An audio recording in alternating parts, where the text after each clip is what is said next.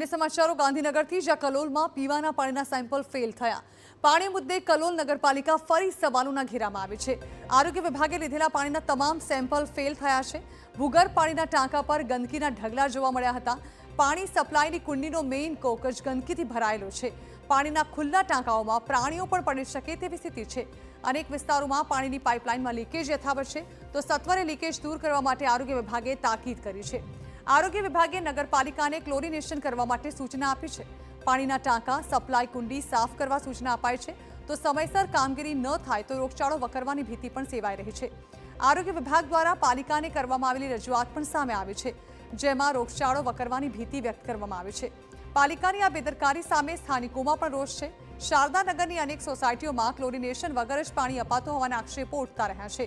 કરોડોનો tax ભરવા છતાં પીવાનું શુદ્ધ પાણી ન મળતું હોવાના આક્ષેપ છે, અને હવે આરોગ્ય વિભાગે લીધેલા પાણીના સેમ્પલ ફેલ જતાં જ પાણીની શુદ્ધતા અને લોકોની સલામતી સામે ગંભીર સવાલ ઉઠ્યા છે। પીવાના પાણીની ગુણવત્તા જાળવવામાં પાલિકા સદંતર નિષ્ફળ રહ્યાના આક્ષેપ ઉઠ્યા છે। અહીં સવાલ એ છે કે અશુદ્ધ પાણીના લીધે રોગચાળો વકર્યો તો જવાબદાર કોણ રહેશે, કે પછી સફાઈ કામ અને પાણીના ટાંકાઓના સત્વરે સમારકામ માટે પાલિકા રોગચાળો વકરવાની જ રાહ જોઈ રહી છે। બીજી તરફ કલોલ નગરપાલિકાના ચીફ ઓફિસરનો દાવો છે કે સોસાયટીઓમાં નિયમિત ક્લોરિનેશન ચેક કરવામાં આવે છે।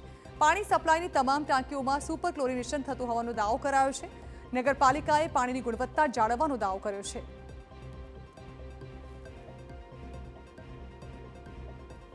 નગરપાલિકા દ્વારા લીકેજીસ હોય કે ગંદા પાણીની ફરિયાદ હોય એનું યુદ્ધના ધોરણે કામગીરી કરવામાં આવે છે, અને આ ક્લોરિનેશન ચેક કરવાની નિરંતર પ્રક્રિયામાં જ્યાં જ્યાં અર્બન હેલ્થ સેન્ટર દ્વારા ક્લોરિનેશન નેગેટિવ આવવાને અમને મેસેજ મળે છે, એના અનુસંધાને નગરપાલિકા પણ કામગીરી કરવામાં આવે છે। અને નગરપાલિકાના તમામ જેટલા પણ બોર ટાંકી સપ્લાય જ્યાંથી આપવામાં આવે છે, ઇન્ક્લુડિંગ સહીજ અને બોરિસના તમામ જગ્યાએ ક્લોરિનેશનની વ્યવસ્થા નગરપાલિકાએ ગોઠવેલી છે।